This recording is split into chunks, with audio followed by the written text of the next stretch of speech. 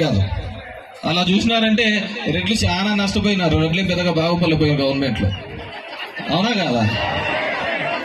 కానీ మన తలెత్తుకొని తిరిగే విధంగా చేసినాడు జగన్మోహన్ రెడ్డి గారు.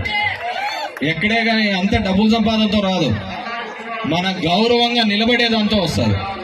గౌరవంగా తలెత్తుకొని మనం 10 మందికి సాయం చేసే దాంట్లోనే మనకు బాగా తృప్తి ఉంటుంది.